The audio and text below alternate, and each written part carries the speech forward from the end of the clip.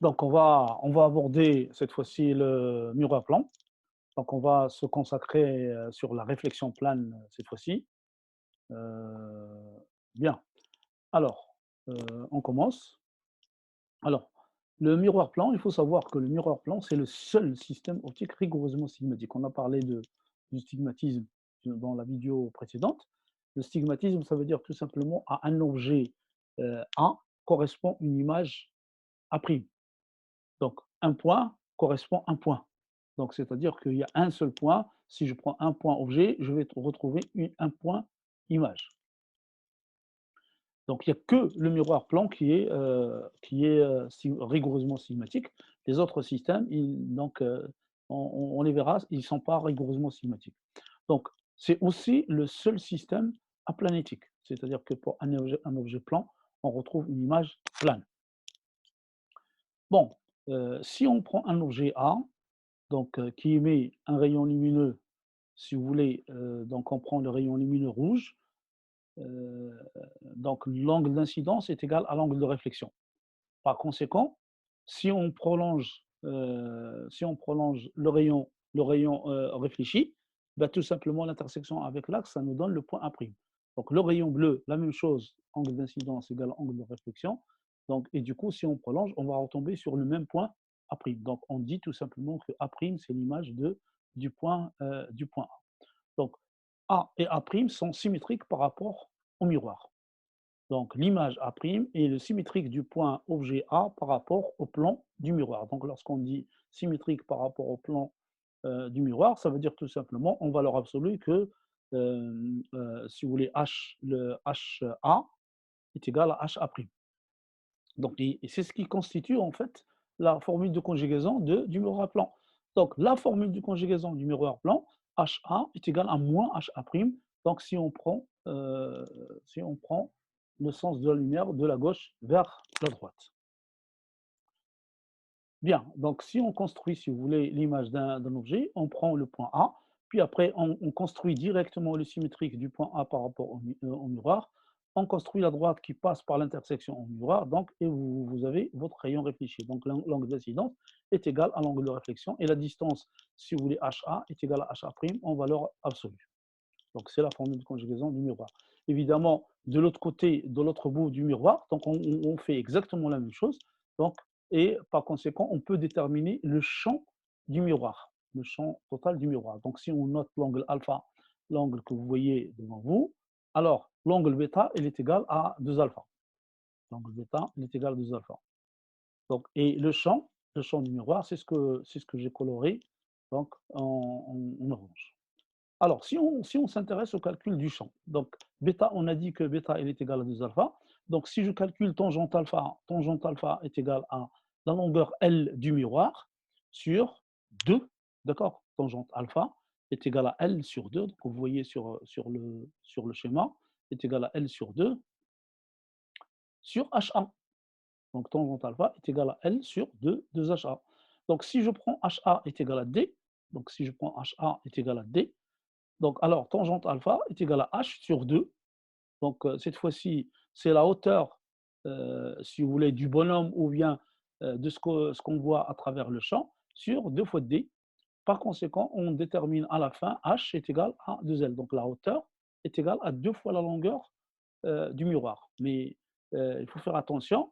Là, on a pris le repère par rapport au milieu du miroir, hein. On a pris si vous voulez, tout simplement euh, le repère par rapport au milieu. Donc, vous voyez que ça divise le miroir en deux. Donc, H est égal à L sur 2. Donc, il faut faire attention. Si on se place en bas, donc on verra d'autres calculs. Alors, question. Peut-on obtenir une image réelle avec un miroir plan? Donc, sur le schéma qu'on a vu tout à l'heure, l'objet il est réel, mais l'image elle est virtuelle. Donc, et ça, c'est le cas toujours dans le cas du miroir plan. Pour un miroir plan, si l'image est réelle, si l'objet est réel, l'image est toujours virtuelle. Donc il n'y a pas d'autre cas. Bon, évidemment, la réponse à la question ici, oui, bien sûr, parce qu'il suffit d'utiliser le principe de retour inverse de la lumière et on peut démontrer que pour un objet virtuel, on a une image qui est réelle. Donc là, c'est l'image qu'on a vue tout à l'heure. Objet réel, une image qui est virtuelle.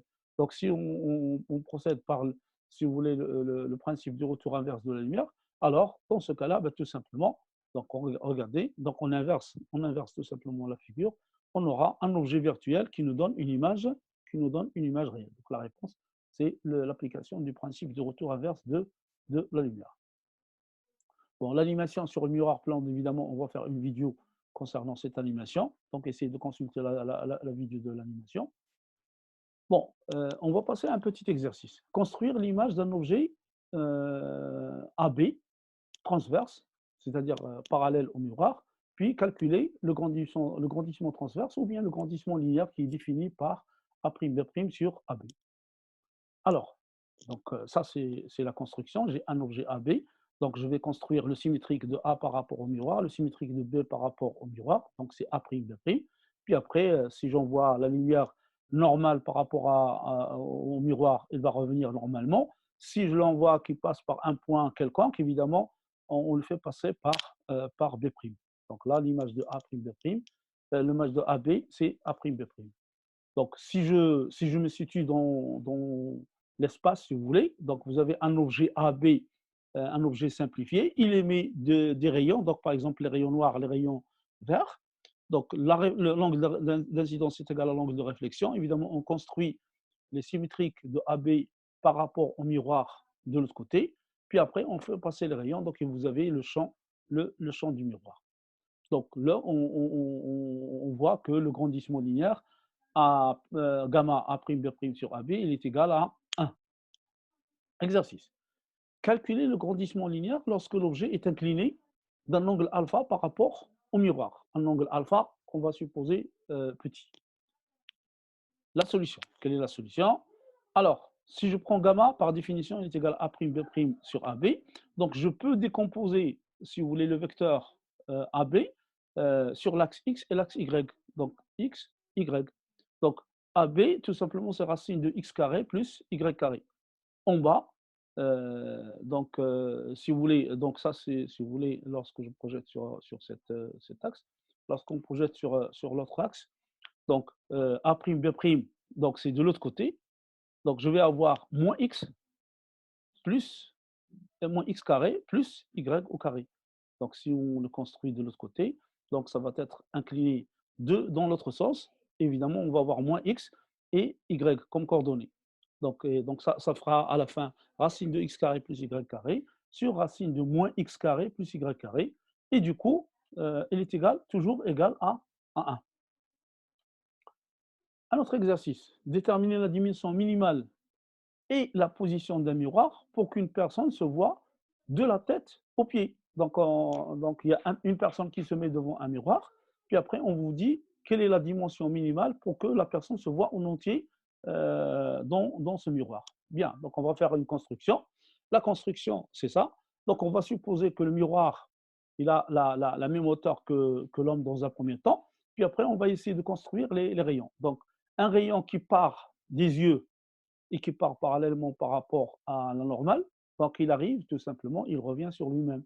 Un rayon qui regarde les pieds, donc on va voir les pieds, on en voit sur la portion minimale, c'est-à-dire au bout, puis après on va se déplacer, donc, et on va voir les pieds. Donc on va calculer, donc on va noter l'angle alpha, l'angle sous lequel le bonhomme voit entièrement l'image. Donc voilà, donc là c'est l'angle alpha de ce côté et de l'autre côté. Puis après, en utilisant la notion du champ du miroir, donc la dimension du miroir est telle que tangente alpha est égal à h sur d, donc et on a calculé ça auparavant, h sur 2d. Donc h c'est la hauteur de l'homme et de d c'est 2 fois la distance, si vous voulez, qui sépare l'homme au miroir. Donc h, donc c'est la longueur du miroir sur d. Donc on regarde l'homme, ça nous donne h sur 2d. On regarde le miroir, ça nous donne h miroir sur d. C'est la même distance.